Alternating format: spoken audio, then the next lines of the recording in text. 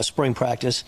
We hope to have some players available in a couple of weeks. Once they kind of get settled in, we'll bring in a few players before spring practice, but here mid-February, and get some interviews that way. And then we'll get the spring schedule when it's a little more finalized, starting in March. So there will be a transcript today, and in March, Pro Day is Monday, March 20th. It won't be open to the media, but again, we'll try to have some of those players available when they get done with their activities that day on Monday, March 20th. So with that, we'll get to Coach Ferentz. Thanks, Steve. Good afternoon to everybody.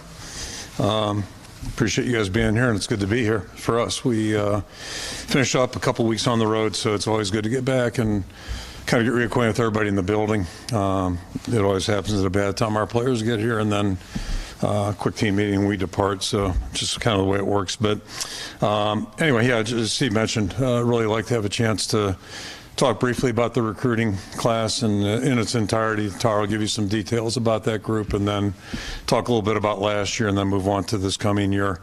Give you some information, but first and foremost, obviously feel really good about the entire recruiting class. As you guys are well aware, the whole process has changed a great deal and continues to change, so it's a pretty fluid process, but really happy about the guys that we've been able to put together in this class. The major announcement was back in December. Now this is more of a formality, this signing date, the traditional signing date, if you will. Yeah, there's still some movement. We've had some players join us that we can't talk about yet, and then other guys that have signed their papers from a walk-on standpoint. And one thing I would just emphasize is that's a really important part of our recruiting. I think all of you know that have been following the program historically, just the kind of success we've had from walk-ons. It starts with the recruiting, getting the right guys, and I've had a chance to meet several young guys that we're really impressed with. I think just have a chance to really do some great things, and once our guys are in the program, they're in the program. So that's something we always try to sell, and that's something we really look forward to see how they develop and come along. But just overall excited about the entire group. It is different time right now, the way recruiting's going, but I think one thing that hasn't changed, it's still all about fit for us, and we're trying to, do the best we can in terms of evaluating prospects, their families' backgrounds, et cetera, and the themes really don't change. We're looking for players that we think really, truly love the game and love working at the game, guys that have a high level of pride, guys that are willing to put the team ahead of their own wishes and desires. And obviously it takes physical and mental toughness to do anything that's hard to do, and being good in college football is that. So not only handling the work, but also working through tough times, and that's a big part of the game. And just really excited about the guys. And first taste we got of it last week when we had our first team meeting a week ago, 15 days ago.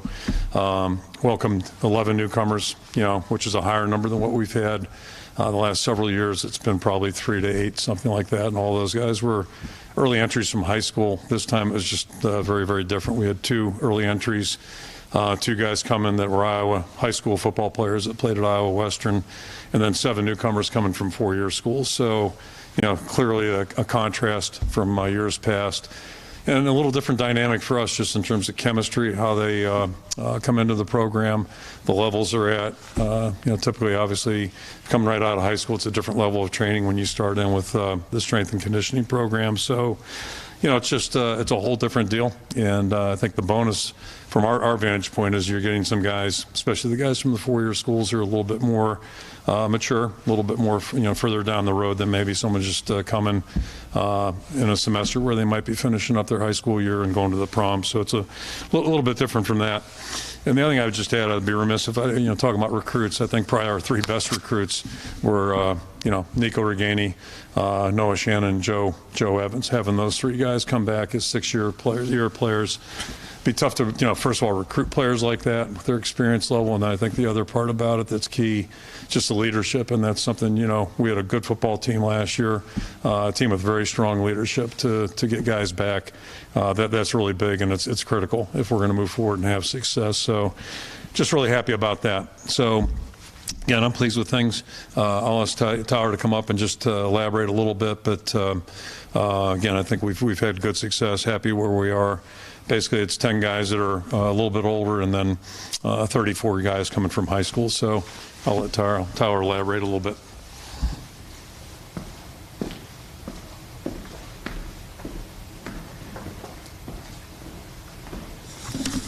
Good afternoon. How's everybody doing? Good. Staying warm out there, hopefully.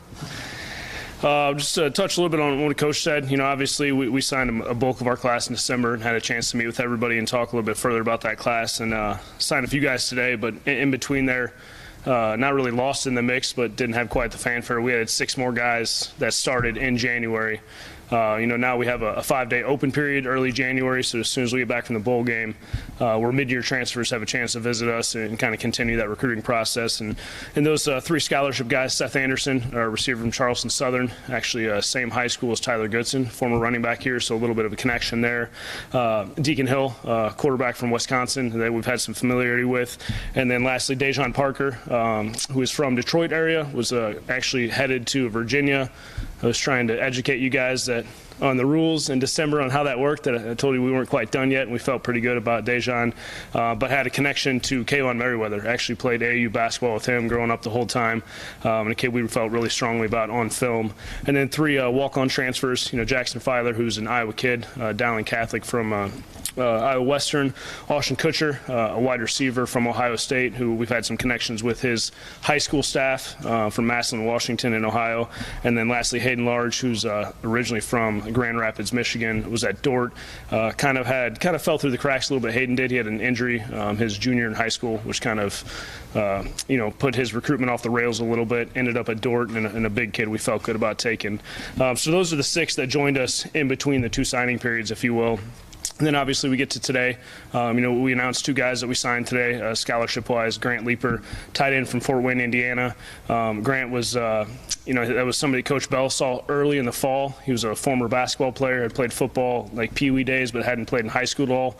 Coach Bell kind of caught his eye a little bit. Abdul kind of liked what he saw, and as we got through the season and started talking a little bit more and more about our needs and where we were going, had a chance to get Grant in the boat. He was here this past weekend, and great kid, awesome family, going to be a big kid, really good basketball player as well. You guys follow our tight end recruiting history. Typically, our best ones are pretty good hoopers. It's a good thing to have. And then Rusty Feth, who is an offensive line graduate transfer. He's actually finishing his degree this spring at Miami of Ohio, and then he'll be out here in June. But that's, Coach Barnett recruited him out of high school when he was at Miami as the O-line coach, coached him for a couple years. So once he hit the portal, tried to move kind of quick on that. Brought him out this weekend and got that done there. And then, as Coach said, we had a few more walk-ons today that we announced, and there's a few we can't talk about just yet, but what's been unique, this is, since I've been back here, 44 guys, new guys that will be on the team from start of January to June. That's a big number, and you've got different categories. As I was telling Steve earlier, as we're going through announcing all these guys today, it's interesting because it used to be 2 categories. It used to be the guys you signed in December, the guys in February, you had your scholarship guys and your walk-ons, and now we got the transfers that signed in December here in January. You got the guys that were here in January, that started in January during that what used to be a dead period, and then you got your kind of mix of guys here, and just the way the portal's working, the way recruiting's shifting, it's been a long year, but a fun year. It's different kind of putting together the roster this year in terms of years past, just kind of how we're putting it together between the portal guys, the grad transfers, all the portal windows, the new open periods, dead periods. It's been something we've had to shift to a little bit, but you adapt and adjust, and I think our staff's done a really good job. And just to echo what Coach said, I know everybody loves who's coming out of the transfer portal, what are the high school kids you're getting, but I'm with Coach. The 3 biggest recruits I think we got are Nico, Joe, and Noah. Those are 3 guys that are going into their 6th year here that have given their blood, sweat, and tears to this program. I can't take credit for recruiting those guys back, but I was certainly in their ear the entire week down in Nashville and for a few days post-bowl game. But when you can get guys to come back like that, that speaks volumes to, I think, who you are as a program, and then just from a leadership standpoint, what those guys provide. They know our program. They can help bring along young guys. I think that's really, really important and pretty special. I think you guys can probably help me. I think we have 2 more years of guys with COVID years left, I believe. So once we get to that, we'll see what the next rule that changes is and getting guys an extra year. But it's certainly good to have those guys back. But with that, I'll kind of open up to any questions you guys have about, really anybody in the class, either way from December or the guys that have joined us just recently. Seth Anderson, how did that kind of come about, and what do you think he brings to this team? Yeah, so Seth's interesting. So, he was up for the Jerry Rice Award, FCS Receiver of the Year from North Gwinnett, so it was nice to kind of have that connection. But when I'm going through the portal and I'm digging through guys before I present them to coaching staff, I'm a really, really big production guy. I don't care what. It's a little bit different when you're an offensive lineman. They don't really measure production. But everywhere else, there's going to be some type of production. There's numbers to back up your production. And Seth had a really good year down there. And as we dug more into kind of his background and what he was about, he was a high school wrestler. I think we were talking with Coach. I think Chick Giassi was the last skill guy to come here. That was a high school wrestler. Typically, your semi-skill and your big guys are the wrestlers. Not really often are your skill guys. But his dad was a high school wrestler from the Northeast, so that's kind of where it was ingrained into him. And I really didn't think wrestling existed in Georgia, so that kind of surprised me. But his dad, Flipper Anderson, played in the NFL for a long time, played at UCLA with Troy Aikman, still has to this day the single-season record for most receiving yards in a game, which I think is like 336. I think that's probably safe for now. But then when you meet the family and you talk to the kid, I mean, he's a great kid, big smile, big personality, and the type of guy we like to go after. He's a guy, he thought he could play at a higher level. He's got a little bit of a chip on his shoulder. He has something to prove. The production, again, this past year was something that we liked, and getting him out here, he's been here now 2 weeks. It seems like everything's so good so far, but anytime you can add any type of depth into that room and create competition in any room, that's a good thing. Yeah. How did the Deacon Hill situation kind of come about? Yeah, so, unfortunately, Carson May decided to transfer after the bowl game. And, with Cade coming off an injury, I'm not 100% sure when he's going to be ready, so we're down to one quarterback again. It's tough to go through spring ball that way, and you always like to have 4 scholarship quarterbacks in your room. So, obviously, when Marco gets here in June, we'll be at that 4 number. So we had kind of had conversations. If somebody leaves, we're going to have to be ready to bring in another guy. So we had our list of potential guys, quarterback-wise, that maybe we can call on there. And, somebody that's obviously he was in the Big Ten. We knew a little bit of a bottom coming out recruiting-wise. And it's tough when you take a guy like Cade. It's not like you can go out and find just another bona fide starter, right? You're going to have to go out. You got to be realistic about what you can go out and get. And Deacon's still young. It's his second year in college here, just finished his second fall. So, and I think he liked the fit and kind of the opportunity here. Yeah. How much did his familiarity with John Budmeyer play into effect? I think it certainly did. Yeah, I mean, it's a familiar face that he knows. Obviously, recruited him out of high school and coached him up there for a year. So, I think in this day and age, relationships is huge in any part of the recruiting process and whatever you can have. And that's whether it's from a high school coach to, you coaching a guy somewhere else or you just recruiting a guy somewhere else. Relationships are always going to be, usually they get you in the door with most guys, and especially in this world where things move really, really fast. If you don't have any familiarity with the guy or his high school coach or somebody in that region, it's going to be tough the way the portal works these days. Yeah. The portal process, it seems like speed dating. Yeah, it can be. How does that work? Because you guys are very thorough in how you approach a recruit. Yep. And it seems like it's just sped up so much. So it's interesting. It is, as we were finishing our season and we were getting into the open period and the contact period, that was my biggest thing to coaches is we're going to have to move fast on some of these guys, but we also can't get away from how we operate normally. We've still got to dig on guys. We've got to ask the right questions. We got to talk to as many people as possible. But there's definitely a sense of urgency that you have to move within. Because if you don't, I mean, in the portal, you've got 1 or 2 days to get an attention of a kid. And if you don't, they're on to whatever next school or the other 15 schools that offer them. I mean, I think you guys have seen, if you have the tiniest bit of production at the college level and you enter the transfer portal, you're over recruited realistically. I mean, you're going to get offers from schools that you probably could have never have dreamed of coming out of high school. So there is a sense of urgency, but my biggest thing is we're going to have to act fast to get the relationship started, but we still have to dig and make sure we're doing the right things before we decide we're going to sign this kid or take this kid. And there's a balancing act to it for sure. I still don't think, I don't want to name other schools, but there's some schools that offer 30 receivers in the portal, really the 30 best guys out there, and just kind of throw darts. We're still trying to take a targeted approach to finding the right guys and moving at our pace. It's probably faster than it has been, but it's kind of the world we live in, and we have to do it, but we still have to be diligent. We have to be thorough. We can't trade that for just bringing in a guy that we just don't know a whole lot about, because if he doesn't fit here, if he doesn't fit in our locker room, if our players don't like him and respect him, it's a wasted scholarship, and it could lead to worse things. Yeah. Tyler, as you guys evaluated the portal, when did you decide to take 2 offensive linemen, and just kind of how did that process, how do they fit in, and also are there any other positions that you're still kind of looking around, maybe post spring practice potentially? Yeah, so it's always a fluid process, from whether you're recruiting high school kids to portal kids. I mean, your board changes all the time. You get through certain portions of the year. Bowl prep's always a good time where you see some younger guys kind of develop and make strides. We'd always kind of talked about it a little bit. Obviously losing Caden kind of shifted our focus a little bit on what we were going to do in the portal at that position. So it provided a little sense of urgency. Again, Dejan was a guy we had been talking to prior to that December signing period that we felt pretty strongly about. And then we still had an open eye. I mean, there's always going to be a portion in the year where we may need X, Y, and Z positionally. But if a guy pops up and we think he can help our team and provide depth or push guys, we've got to talk about it and make sure. And that's where Rusty came along. This is a guy that Coach Barnett had a ton of familiarity with, recruited the kid, coached him, knows the high school program extremely well. So when Rusty became available, it really was kind of a no-brainer for us. If we can add to the team, we're going to add to the team. And Rusty's a great kid. He's going to fit right in. The offensive lineman this weekend, they enjoyed him. So it's very fluid. I mean, you just got to. Is me being the guy that has the budget for our scholarship numbers every year. I would love if we would just stick to what every number said. It's just not realistic. But it's again, if we can add somebody that we feel really strongly about and it's going to help us as a program, regardless of position, then we're going to talk about it as a staff and we're going to move that route. We do have a couple spots left. I think you guys can probably figure those out from social media and the other offers that have come out. But again, that doesn't mean those are the 2 spots we're going to take. We'll kind of see what pops up in this next transfer portal window that comes at the end of the spring here, kind of see who's available, and we'll kind of go from there.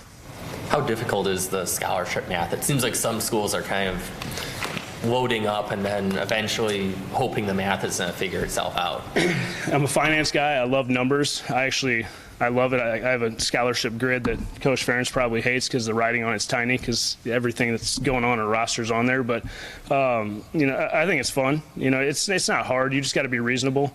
Probably the hardest part is when you're going in to talk to a position coach or a coordinator and they're really sold on this guy, but I got to tell them, hey, we're already like 2 over that spot. I love him too and I love you, but you're already credit card spending. And when you take one away from one spot, if you're overspending your spot, you're taking that spot away from another position. So there's a give and take with it, but our staff does a great job of they know what they have, they know where we're at. I try and over communicate as much as possible with them so they understand that. And obviously I'm not doing anything without Coach Ferentz saying okay or Phil or Brian, so it's a constant communication, but I enjoy it. It's one of the parts of the job I do really like. It's different, but you kind of see, I see the roster from a 10,000-foot view, where the coaches are coaching their position rooms or their side of the ball. They see it a little bit different. But that's kind of the recruiting process in general, honestly. Yeah. Every year you guys seem to be able to pull several walk-ons who have D1 offers elsewhere and get them to come and walk on at the University of Iowa. How do you guys do that? Is that just because you guys have traditionally kind of reported those guys? Is that part of the sales pitch? I think that certainly plays into it. We're unique. And, you look at our 2 deeps at any point in the year, it's littered with walk-ons. Some guys that are still walk-ons, some guys that have been put on scholarship. I think we recruit walk-ons a little bit different than most places. We recruit walk-ons just as hard as we recruit scholarship guys, especially those guys that are giving up full rides to other places. But then again, you look through our history, and when we bring these guys on campus and they have a chance to sit down with Joe Evans, Monty Potabom, some of those guys that have come here, given up money to come here and chase their dream and have had success and worked their ways towards getting a scholarship and having a chance to play at the next level. It's a selling point. We're probably not as successful as people say we are. There's some walk-ons we work pretty hard on, and we never pressure them. We tell them it's a financial decision. We get it. You're giving up a lot of money to chase your dream or prove that you can play at this level. But we also, I think we treat walk-ons very differently than a lot of places too. Because when these guys step foot in this building, 125 to 126 guys, nobody knows the difference between the walk-ons and the scholarship guys. And really the only difference is one kid may be paying tuition, the other kid's not. But in terms of the opportunity they have here, all the resources they have within this building, at Jardine, everything on the field, it's all the same. And I don't think that can be said for a lot of other places. So I think that's part of how Coach Ferentz has built this program. And, I think it's definitely a positive for us when it comes to recruiting walk-ons. Anything that's really kind of stood out to you or surprised you now you've had the first transfer portal window complete? No, I wouldn't say anything surprised me. I think at this point you got to be ready to adapt and adjust. And as Coach Ferentz has said, and I'll stand by it too, we're going to build this roster through high school recruiting. I think that's the best way you can be sustainable. I think if you live in the portal and you take 8 to 12 to 15 guys a year, every year, you're always going to have holes, and it's just really hard to sustain a roster that way. This still happens to be a year where we were a little bit more aggressive in the portal. But I can't say it's going to be the same every year moving forward. Again, it's we're constantly evaluating our roster and what our needs are and where we may have holes, and it depends on your high school recruits too, and just kind of the readiness of those guys. But I don't think there's anything challenging about it. I think you have to be ready to adapt with the times and kind of figure it out however it can work. What was it like to talk to Parker and Hill, who are committed to other schools, and how did you maintain that relationship through everything? Because a lot of times, maybe in high school kids, you'd probably just back off for a little while. Yeah, we'll recruit committed guys, whether high school or portal guys. But there's got to be a two-way communication street. Some guys will tell you, "Hey, I'm good. I'm solid here," which Dejan did tell me. I was like, well, okay, and again, I'm a numbers guy. So I go pull up a lot of comparisons between UVA and the University of Iowa, not just wins, but offensive line development, how far it is from home, how easy it is for your mom to get here and watch games, the cost of travel, hotel, all that stuff, and just send it to him and say, hey, just take a look at this and let me know if this maybe gets your, interest. And then I also hit up Kayvon and told Kayvon to get on him too. So assist to Kayvon there. But it's got to be a two-way street, and it's, we're not going to go out and just try and constantly poach guys. But if we have a need and there's some type of interest, and we're going to pursue it until they tell us no, or we get their attention where we can get them on campus and, continue to recruit them. I don't have the list of walk-ons right in front of me, but it seemed like there were several receivers in that kind of 6'2", 200-plus range. There's a couple guys in the 23 class that you signed in December that also fit that profile. Was that body type something that you saw as a specific need, and what are you hoping that they can bring to the receiver room? I don't know if we were specifically targeted in walk-on receivers in that body type. It always helps to have bigger guys, obviously. But you look at Nico. Nico's, I don't know, he might be listed as 6 foot. Nico's 5'11", realistically, and he's gonna have 120+ career catches once he starts next fall. There is a certain body type and skill set that you need for outside versus inside. When it comes to walk-ons, and really, any of our scholarship guys, we're just trying to find best available. And some of these guys, do we need 5 walk-on receivers? Probably not. But some of these guys they're recruiting us, and they think they have a chance to come here and play. And when you watch the film, they're probably correct. So it's good to have length. I think it's good to have length across the entire program. Every position you have. And a quarterback might be the one, kicker, where it might not matter that much. But the rest of it, you obviously want length. But it is, I think everybody's been talking about that's a trend. Are we going to a bunch of bigger receivers? We're just going to the best football players we can find, realistically. For Austin Kutcher, I'm going to say Ashton Kutcher here. I called him that 3 times in the first staff meeting. Yeah, that happens.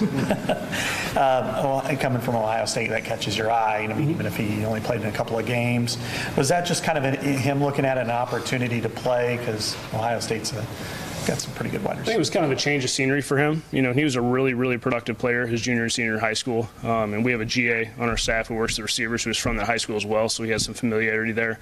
And I had talked to a couple of guys in the Ohio State staff, and they had nothing but great things to say about him. I think he just wanted to change the scenery and maybe, in his mind, a chance to compete. And we'll see if he can do it here. Obviously, that Ohio State room's a little loaded, so I can see why he'd want to change the scenery. But yeah, it's once we did our homework and checked it out, and he was adamant about trying to go somewhere in the Big Ten, and it's kind of worked out where we were the place. Thanks, Tyler. Thanks, guys. Appreciate it. Appreciate it. Coach up.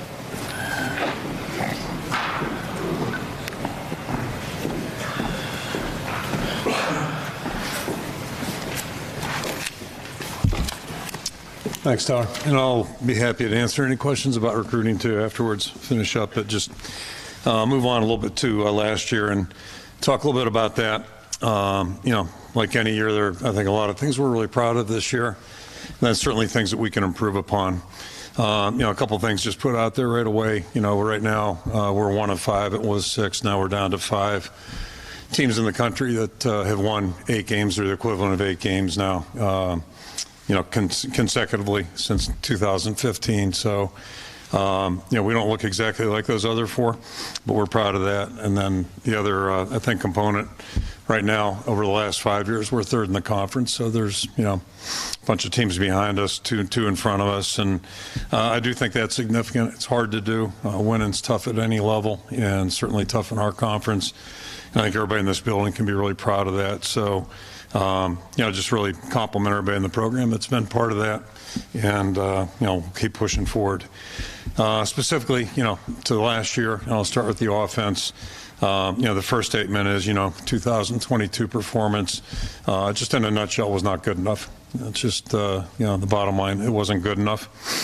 And, the bottom line is, all offense is about moving the ball consistently, scoring enough points to win. And I think the numbers bear out that it wasn't good enough. And the other part about that is we're well aware of that. We've been well aware of that.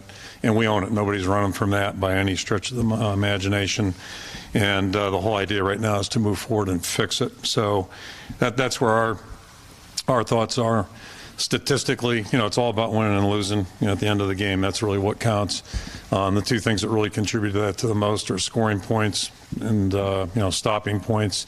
Then the other thing I think that's second on the list in my mind is the turnover takeaway margin, and everybody's got a hand in all that stuff. So those are the ones that we really deem to be the most important thing.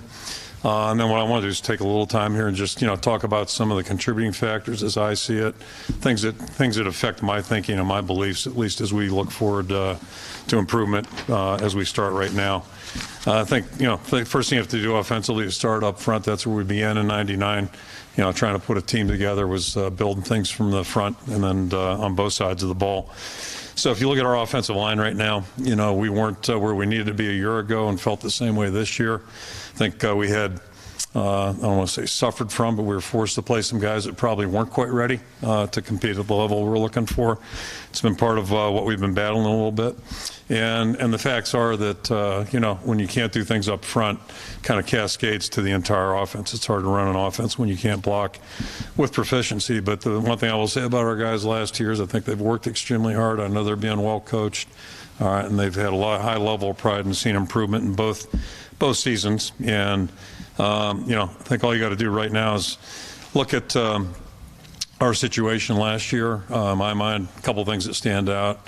You go back to the COVID class, you want to call it, our first year guys 2 years ago, brought 6 guys in the class, and Connor Colby was really the only guy that could practice consistently. Unfortunately, he was here in the spring.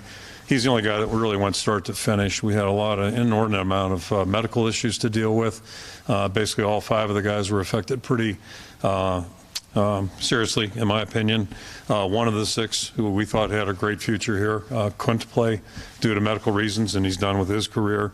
So those things have factored in a little bit. I think about a guy like Cody Entz, who's a really good player, good prospect, chose not to come back for a 5th year, and that was tied into medical issues too. So, we've I think had some tough circumstances up there.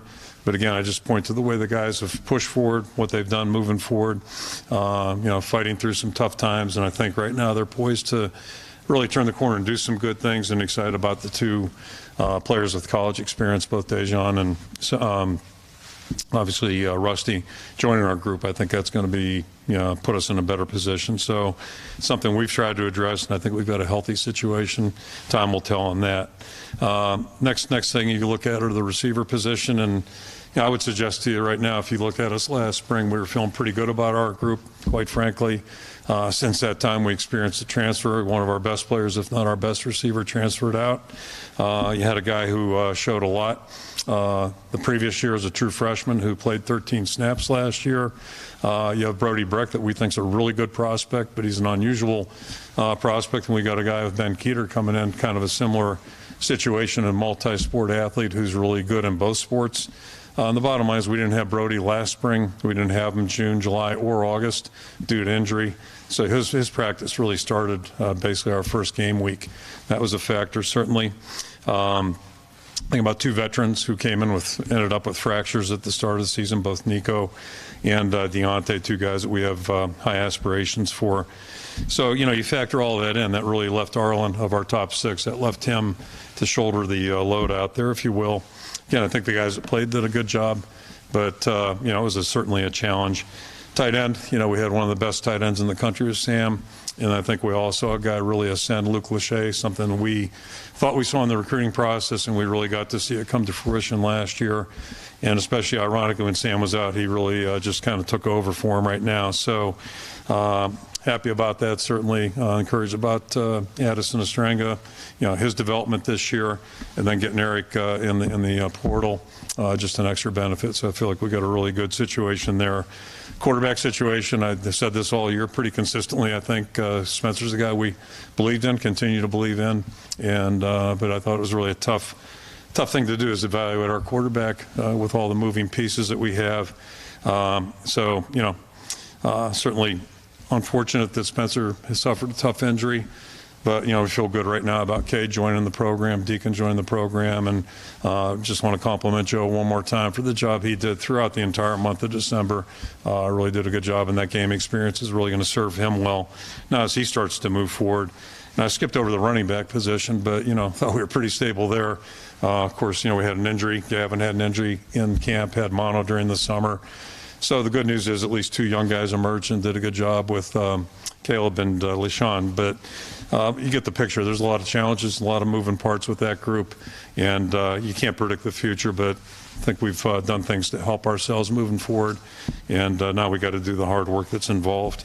Defensively, had a lot of guys play exceptional football. The group collectively played really well, and something I tried to point out, to people in December. If you look at it, each group had veteran leadership at all three levels. Our defensive backs, you got a couple guys like Moss and Merriweather. The linebacker group, certainly with Seth and Jack. And then up front, had a good group of seniors there playing their best football, and it's great to get two of them back. But, you wonder why things work. That veteran leadership is just so important, that production, but also the leadership that those guys provide. And we'll have some work to do as we move forward in that group. But again, getting a couple guys up front back, that certainly is going to help us, and excited about that. Special teams, I thought we played well for the most part. Certainly played great in the bowl game. Torrey played as well as he's played for us, and it's great to have him and all of our specialists back. Great to find a kicker. Drew did an outstanding job, and Luke's done a great job snapping. When we met about our personnel 3 weeks ago as a staff and detailed everybody out, I think we have a lot of guys that can contribute and do a good job with our core special teams, and that's paramount for us being successful, just like building the offensive line. So all in all, that's how, as I look back, that's what I see, that's what I saw. And I think the other thing that I'd be remiss if I just didn't talk one more time about the leadership this group gave us, or the leadership that they enjoyed, the entire football team enjoyed. Just had a bunch of guys that really did a great job. We're sitting there at 3-4, and it was a rough 3-4, not a pretty 3-4 if there was such a thing. Come back and win 5 out of the last 6 games, and you could argue those two injuries are pretty critical in the loss. It doesn't just happen, and that's, again, leadership. That's players taking ownership and doing a great job, and that's part of the thing that we have to build as we move forward here, trying to get back there. So that's kind of where that's at. Okay, we did start our transition 15 days ago. The guys had our first team meeting. The guys reported first day of class, winter programs, 2 weeks into it now, and I think you understand, I believe we have a really good environment here that we've created, and it's been great to hear that come back from some of the newcomers. Just want to compliment the way they've worked and, joined the team, and also want to compliment the way the guys have supported each other. The older guys have done a great job, I think, embracing the new guys and supporting them, and certainly looking forward to, starting this process now that we're back on campus and having some time to spend with our players. So that's certainly the best part about what we do.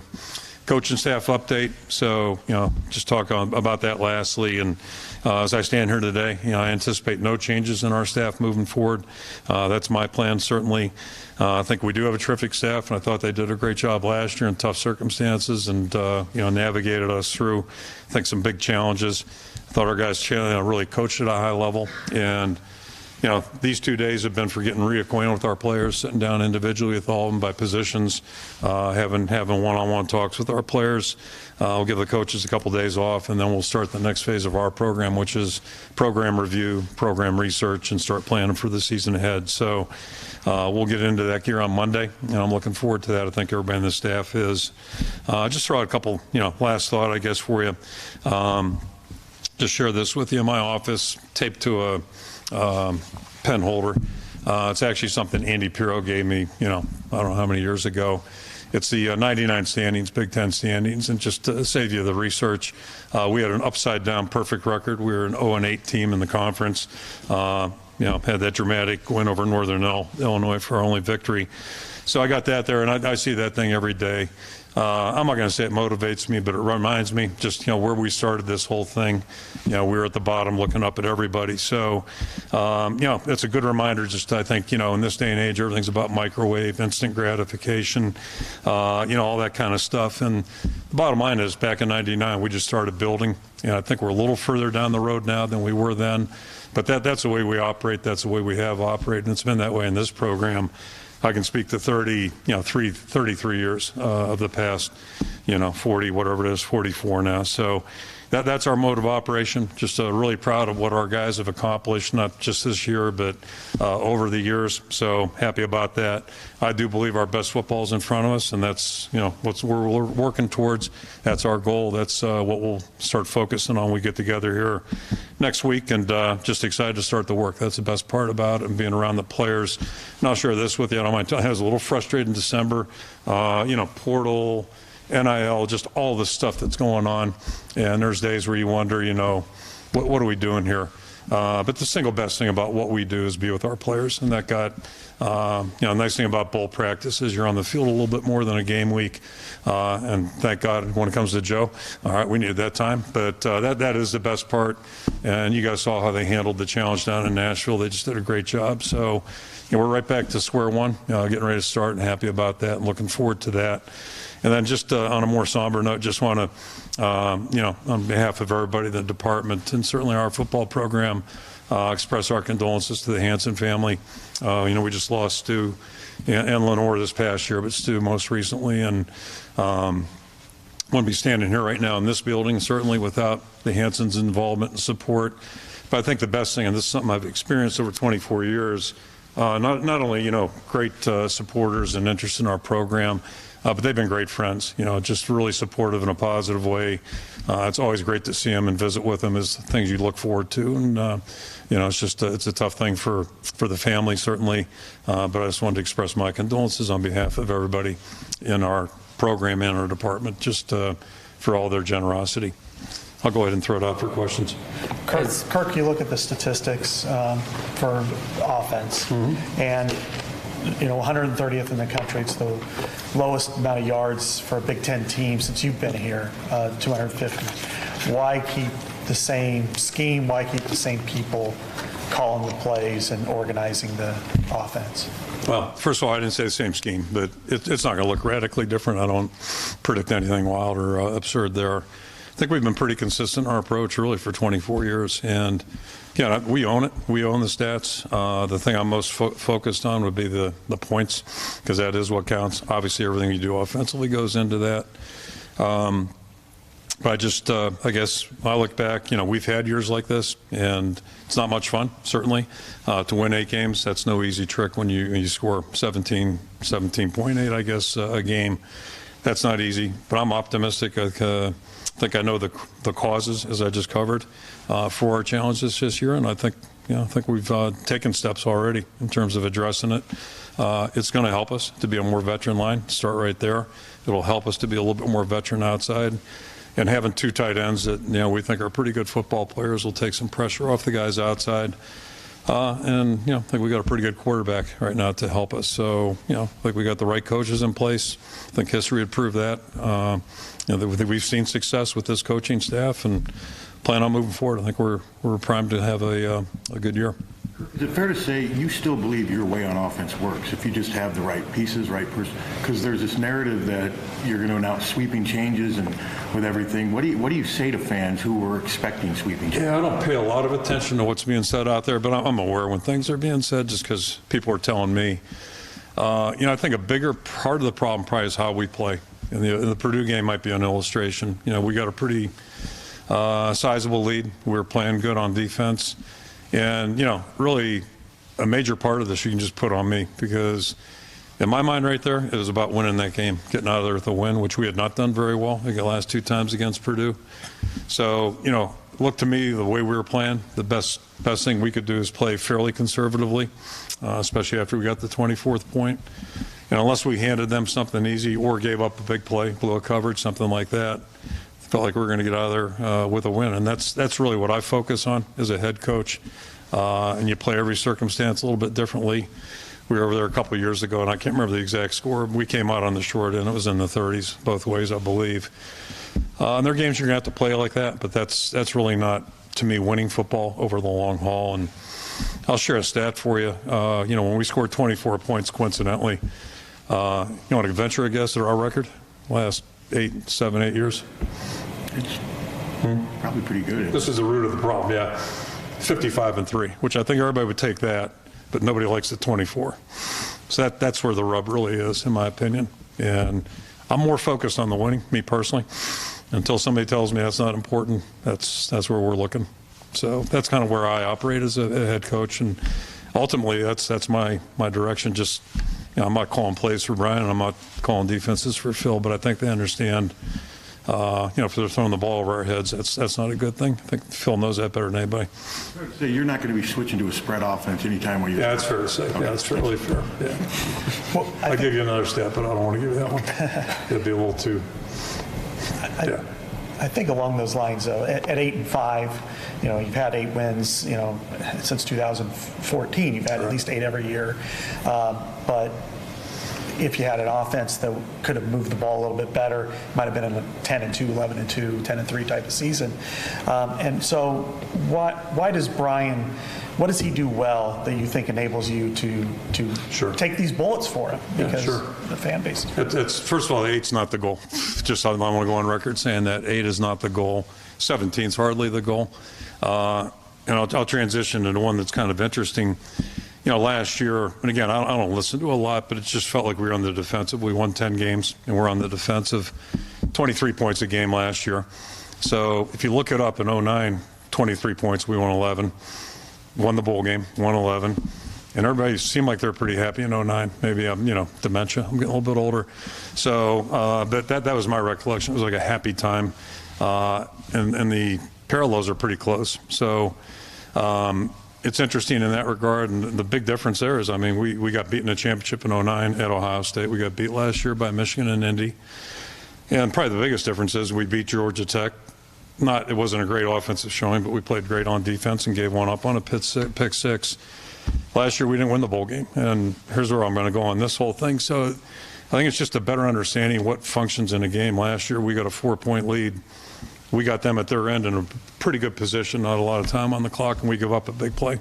Uncharacteristically, we gave up a big play. I'm thinking about Purdue and 0-2, where they, short pass, long run for a touchdown.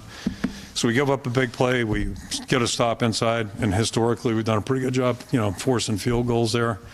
Obviously, they had to go for the touchdown. We gave it up, drove the ball, threw a pick.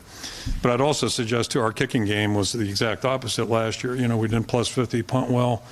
We ran a kickoff return out to the 13, one to the 18. Your chance of scoring a touchdown starting on the 13, 18 go down dramatically. So my point, I hate to give a long, windy road, but there's a lot that goes into winning besides points, stats, all that stuff. And again, I'm not negating the points, not minimizing that, not minimizing the yardage. It's important. But I'd also look at the first 4 years he was coordinator, and we averaged 29 points a game. So, based on the stat I gave you earlier, that puts us in a pretty good position. We had pretty good success in those 4 years. I'm looking at the players. I'm looking at everything involved. And we all can get better, starting with me. I'm not walking away from that at all. But I think we got the right guys. I guess that's what I'm saying, whether it's players, coaches, and eager to get to work. What was that process after the season? You were talking about going through kind of an extra rigorous evaluation process. Yeah. What was the process specifically for evaluating Brian? Well, yeah, just what I just rehearsed right there, or just reviewed. Those are the things you look back at. I'll throw another one at you. I was here in '81, historic year. So we go 8 years, pretty good. Everybody's happy for the most part, and then 5 and 6 my last year here in '89. Next year they go to the Rose Bowl. Next year they're 10-1, 10-1-1 to be specific, top 10 team. And I think if you look back 24 years, we've had down periods, years that have been disappointing, and we normally rally back. We normally rally back and fix it, and that's always kind of been my attitude. We're all products of our upbringing, I guess, our influences. And I worked for a guy for 9 years who, there was never a coordinator fired here during my 9 years with Coach Fry, and I don't think the next 11 or 2 and 8, I guess that would be. I'm not planning on doing it. I haven't done it, and I grew up in Pittsburgh where they had pretty good success. And the thing you learn from the Steelers is they fix things. They don't panic. They fix things, and as long as you got the right people, and it's like players too. I mean, good attitude, good work ethic, and you got to be competent to do what you're going to do. I have no reason to think there's anybody on our staff that's not competent or not working at it. So, what can we do? And the review process of the whole program is starting Monday like that, but obviously evaluate your staff all the time. That's part of my job. What does Brian do well when it comes to breaking down a game and calling plays? Well, I'll lump him and Phil together. I mean, both these guys operate at a real high level, and LeVar's learned to do the same thing. And Phil has learned to do the same thing, too. I'll preface that because he started in 12. Being a coordinator is a tough job. There's a lot going on. You're responsible for a lot of things. And I think there are things internally we can do better, and that's, we'll start that Thursday, too, or Monday, excuse me. But, yeah, I mean, you got to process a lot. There's a lot to cover in a week's time. And there's an enormous amount of work that goes in year-round. And that's, we have football guys on our staff. They're all pretty good at that. The rub is recruiting. And I don't expect either coordinator to be real entrenched in the recruiting, especially in season, because it's impossible, really impossible. And quite frankly, I mean, we probably all slack a little bit or give something in the recruiting front to make sure we're coaching our team as best we can. But I think all the guys are highly capable. Process-wise, is there anything you anticipate kind of doing behind the scenes differently to kind of right the ship this time? Yeah, I mean, I think there's examples of us doing it well, and to me, it's you guys get tired of hearing me saying it, but it gets down to execution. So either we're not, coaching it well enough, we don't have the players capable of doing it well enough, and then part of that is, how do you help them along a little bit? How do you try to compensate for areas where it's tough, and you saw it offensively early in the season. It was difficult because we didn't have a lot of ways to threaten people. So that's a tough situation to be in. I'm not sure we got answers for that. Hopefully we won't be in that situation. It will really help us if we can control things up front a little bit better. And we ran that journey 2 years ago defensively too. We were pretty young up front, but then mid-season those guys started coming on. I thought this year we were able to operate up front the way we want to, and that's a big key of how we play. So, maybe there are ways, go to a spread offense, you take some pressure off your offensive line, but it's just not, that's not who we are. And I got to see people that are really consistent that are doing that, winning consistently. And, then the other part is you better have guys on the outside that can really, I think, if you look at us, we're probably better off, have a better chance of getting where we want to get in on the interior. Just prior to the bowl game, Brian was asked if he would give himself a self-evaluation, and he said he believed that he did the best with the pieces they had in place, and I guess I just want your perception of that now that we're about 6-7 weeks post. Yeah, that's what I was alluding to. I think the staff did a great job because it wasn't easy this year. Not only the challenges that I listed for you, but also the psychological part of the whole thing. When you're 3-4 and we're getting slaughtered from the outside, I'm guessing, I mean, it doesn't take a genius to figure that one out. But that's where, having a guy like Jack Campbell stand up in front of the world and say, we're together. So that's, to have winning teams, you have to have guys like that. And he's gone, but we got other guys coming that are really good.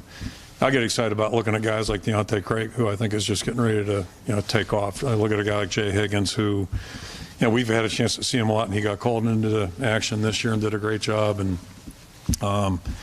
saw him make probably the play of the day in our little volleyball or dodgeball thing this morning. He made the play of the day. So not that counts towards football, but, winners win. It's just kind of the way it goes.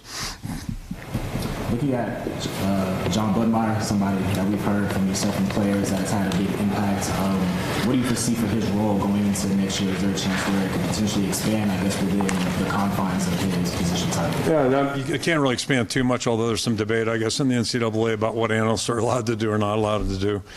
So we'll see where that all goes. But he's been a great resource just for our whole offensive staff, certainly for Brian. Working with the quarterbacks, and that was our goal and aim. And I didn't quite know what to expect. I knew John from 100 years ago in recruiting. Disappointed we didn't get him, but now he's been here ample time. I mean, he's first class. He's really good man, really good man, good coach, and his expertise has been really helpful. I think we're and it's going to be fun for us. Monday we get to go into the workroom, if you will, and really start kicking things around. And we want good debate and good discussion. And if there are better ways, better schemes that we can implement, we're going to do that if it's realistic. And we'll look at that. And it's not like there's a lot of new schemes out there. I just qualify that, but it's what fits for us. And I think there are some things that I'm anxious to talk about and look at a little bit. Just What look are at some good of those things. things? I'm sorry? What are some of those specific things? Well, I mean, one thing, how can we play action better? That'd be, I'm a line coach. That's always my first, and then run the ball better, and then build from there. But you have to be, we're not exactly, like a wishbone or a, wing T offense. We'll empty it out and we'll do a lot of things. But I think it's just a better, you get guys in better positions maybe, and that'll be a discussion. Are we doing that? How can we do it better? How can we make there be more clarity in what we're doing for everybody involved? And it's like, I think it's got to be the guy who's the most challenged has to understand it, as well as the guys that maybe aren't. So I mean, it's every year. There's always something to do. And plus, it's 15 days ago. It's the first time this team's been together. We're entirely different. Have some similarity, but and very different than a year ago. There's some unique challenges in the zone blocking scheme, especially now, especially the way it's been interpreted, to also having inexperienced players trying to block that way. Do you anticipate, obviously not scrapping it, but altering the percentages between gap and this, just to kind of... That's a really good question, because I'm not anticipating the cut rule to get changed.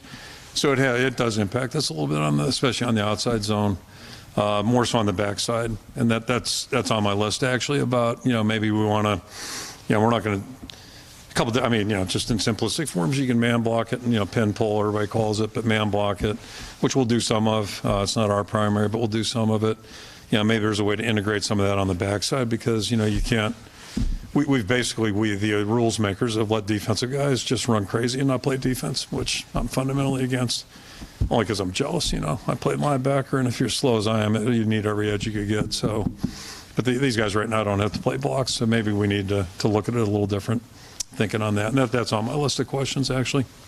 Kirk, I know public relations isn't really your job. You're supposed to win football games. But what would you say to fans that were expecting major changes because of stuff they've read on social media stuff? And it's not just the fans saying that. There's been some of us that have said major changes. What would you say to them? So my wife Mary said it 4 years ago. Just, if you win, everything's great, and if you lose, that ain't so good. And, hate to say she's smart, but she's pretty smart, especially when it comes to football and life. We're just going to keep trying to get better at what we do. I think we've had a fair amount of success. I just want to make sure everybody understands we're taking ownership. Like, nobody's running from this. That would be ridiculous. And 17's not the standard. 8's not the standard. We started work 2 weeks ago. It's the idea is to be a championship level team, and that's easier to talk about than do. But it takes a lot of things falling right, especially here. It's not easy, but it's doable because we've done it. And so that's what we're trying to do. And part of my responsibility is to make judgments on things, and I've never claimed to make 100% correct judgments and what have you, but I think we've done enough things well to at least, keep going forward. And, this is just a judgment I made, not only on our offensive positions, but our entire staff. I think we got a great staff, and I think we're growing, and I think we have a chance to move forward, and we're excited about that. Cade got some mobility, not knocking Spencer, but will that kind of loosen things up for you a little bit and make you more flexible? I mean, if you watch this weekend, you could make that argument. I think you see more of that, but I don't think anybody would, turn down Brady or Elway either. Like, if you had one of those guys, and we won a lot of games with Nate, who was not the most mobile guy, and then Spencer. We won a lot of games and had good success with him in 20. Our offensive numbers were good in 20. So, you do things based on, but one thing I do know, the quarterback, whether he's mobile or not mobile, has got to be able to make some throws. If he can't do that, it's going to be tough. You think about a guy like Beathard, you had best of both worlds. CJ could make plays with his feet. Probably the smartest play he made was, getting down, calling the timeout as he's going down. That's what a quarterback does, whether it's athletic or not, and that was just a great quarterback play. But yeah, we're always going to try to get the best guy and fit what he can do best. Cade is a little bit more mobile, so yeah, it'll look a little different. Joe's certainly a little bit more mobile, and he'll probably know the plays better next fall. So that's a good thing. And Deacon's probably a little different and somewhere in between. Cade's a pretty veteran guy, so are you going to kind of pick his brain maybe about things that he likes to do or things that he's good at when you're kind of formulating what you're going to do? Absolutely, and not to give too much commentary, but I mean, their offense, the offense he played in 2 years ago and looked the same to me this year. Like, hopefully there's some parallels between the way we like to play and what I saw those guys do. And, but first thing I'll tell you about the last 2 years, they've been blocking guys on both sides. I mean, both years, different players. They had a poor little guy who ended up winning the Outland, right, in the Remington. It's a pretty good deal.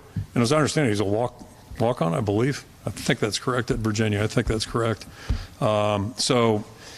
Yeah, I mean, that's where it starts, though. You have to do that. But, yeah, every player in our program, if they have some ideas, and I tell our guys on anything in the program, you got ideas, bring them forward.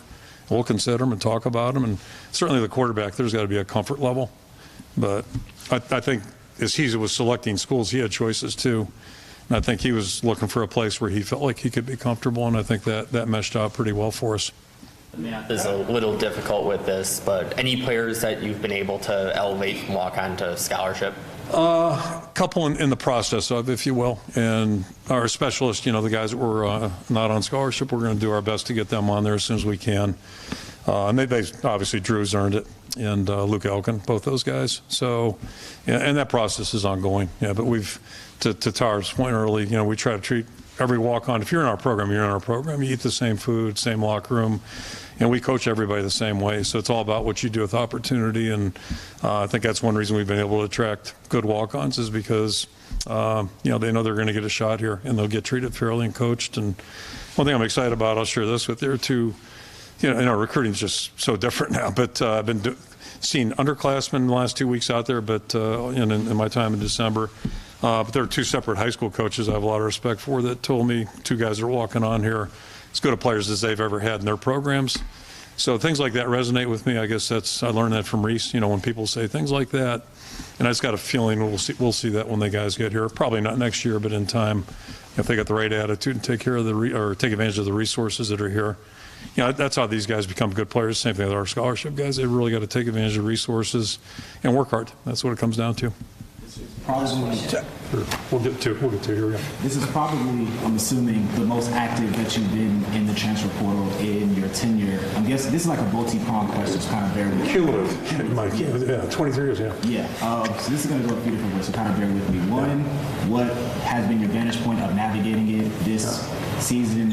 At this point, how do you feel about the holes that you filled and how much of the experience that you gained in December will help you in the post-spring practice period? First of all, just say this on the front end. It's hard to make sense of this right now. And if you factor in NIL, and it gets even harder. So you just start from that starting point.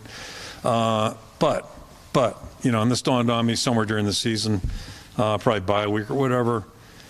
As crazy as the world sometimes looks like it's getting, there's always an opportunity. And so I talked to our staff about, it's going to be tough. But then you think about, okay, guys, in the recent years that we've added to our team, Jack Heflin, Mekhi Sargent, all right, you think about Zach Van Valkenburg. And I'll throw another name at you, Coy Cronk. I got a text picture from his dad, whatever night Jacksonville played in a Thursday night game. It was Coy's first snaps as a pro. Like, he had a bad foot when he was here, right? I didn't think he'd ever have a chance. He's hung in there 3 years later. So he finally made it to an NFL field. But what I told the staff is, think about those three guys and what they did for our team. Mekhi, model guy, got beat out, yet stayed positive. Great special teams guy, becomes a team captain, and basically won the Penn State game for us in 2020. I mean, he was the reason we won that game, him and Davion. So, there's opportunity. I think it gets back to what I said earlier about just making sure we do our due diligence and try to find guys that really are going to be good fits. And I can cherry pick an easy one Tyler talked about is Dejon Parker. I looked at several guys that are offensive linemen that were being heavily recruited. And I'm thinking about a conversation I had with one guy who was going to an SEC school. But anyway, George and I are both on the same page. We really like Dejon. And then we met him and talked to him and got his story. It was even better. Basketball guy, like Kayvon, basketball guy, he thought. He figured out there aren't many 6'5" forwards in major college football or certainly or basketball, certainly not in the NBA. And I mean, this guy's serious. He's got his degree. He's serious about what he's doing, and seems very, very motivated in the right way. He's a great young guy. So I mean, it's like, it's too good to be true. And say the same thing about Rusty, this past weekend with him here. So our approach is going to be the same, and it's just part of the world we're living in. So we're going to embrace that and try to do our best job. And then, if NIL gets involved and all that stuff, well, it's the same thing with high school players. I mean, there are certain tiers we're just not, we're not going there, and that's, it's been that way in recruiting forever. So, that's no big deal. Okay, my question's about medicals. David Koff, is he on a medical? Yeah, he is. Yeah, he's not coming back, unfortunately. Yeah. Justin Britt? Yeah, JB's he's on a medical. Okay. And will finish his degree. He's here in town. He'll graduate in May. Okay. So, that's the victory there. And David's doing great in school, doing awesome. Yeah, it's just unfortunate he can't play. Yeah, and any others that? Oh, I think that's it. And hopefully no more. I mean, we had enough medical activity. I hope part of that is pandemic related, but I can't, prove that. But it's been a really strange, and again, how the offensive line, I think about 5 out of 6 guys. So my point there, I'll finish up with that, is like you think about Jennings and Stevens, like this is supposed to be their redshirt year. Back in the day of redshirt years, and then, you go 5 or 4 total. So, I mean, it is what it is, and they're both going to be good players. But it just wasn't, they weren't there yet. And did some good things. I don't want to sit on here and diss them, but just some of the snap decisions you have to make on the field at every position. It takes work, it takes experience, and you got to be on the field. Logan Lee's a great example. Logan's been a great kid. He's a good athlete, all that stuff. But he really didn't become a good player till this year, because he finally got out there and was able to practice and get the work he does. So he went from being a mechanical guy to now a defensive guy, and that's how this whole thing works, at least here. You play Georgia, you knock out the running back, and it's probably a bad deal because they got a guy better coming in. Ohio State, same thing with their receivers. So, we don't live in that world. That's not, I know we're in that list of 5, but we don't live in that world. It's just not, never have. And I don't have any illusions of us going there. Unless we, we're not doing that. So anyway. Okay, thank you guys. All right, see you. Kirk. Also, you're invited this year. You want us to be here. You can do a scrum. You can have up here. You can just be on. It's great. Preference?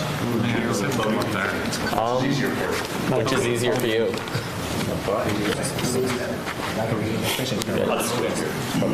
Yeah. Well, thanks, everybody. I think Kirk did a really nice job of kind of talking about last year and setting the stage for next year, which you kind of get the impression officially starts Monday in terms of turning the page. I'll open it up for questions. I'll just start by saying, the unique situation with Brian and Kirk and their relationship. When the season ended, we started having these conversations. As you've heard, his plan includes moving forward with all of his coaches, including Brian. And because of their relationship, we've had many conversations, Kirk, myself, Brian, myself. And the conversation started right where Kirk took ownership, and that is obviously offensively the performance that we had last year is not going to cut it. It's not acceptable for anybody involved. Then we had deeper conversations, and I had conversations with Brian. I've had conversations with Brian about my expectations going forward, and those conversations are ongoing. We haven't quite finalized those yet, but again, moving forward, starting Monday, the plan right now is for all of the staff to be intact. So I'll stop there and answer questions. I can elaborate on some things as well. Kind of repeating myself, but what would you say to fans that were assuming and expecting sweeping changes in offense that have been out on social media, the narratives? Well, I would start by saying, the success that Kirk has had over 24 years is that's a lot of data. In most cases, you don't have the opportunity to evaluate a coach and their system and their approach over that many years. And as has been indicated, over the last 5 years, there's only 2 other schools that have won more games in the Big Ten, and that's Michigan and Ohio State. So success has clearly been there.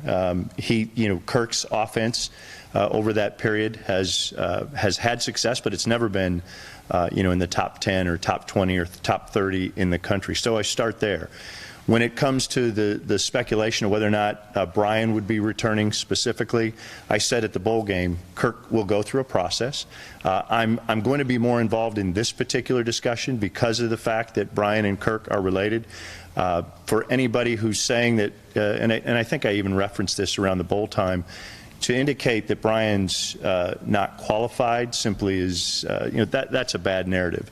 I would indicate he's uniquely qualified. He grew up here around this program. He played offense in this offense. And over the past 10 years, arguably one of our best decades in Hawkeye football, he's been an integral part of that staff. So no backing down on the fact that last year 17 points a game is not going to get it done.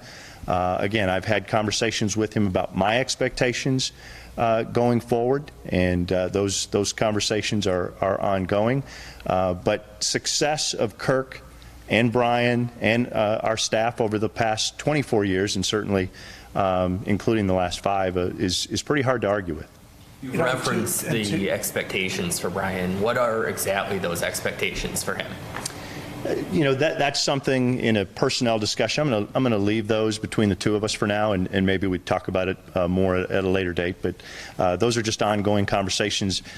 Unique. I don't normally sit down with Kirk's staff individually and have conversations, but because of his relationship to Kirk, as you all know and is well documented, the way the university has set this up, he reports directly to me. I take that seriously, as does he, and we've had those conversations, but I'm going to leave those. I'm not going to talk about those publicly at this time.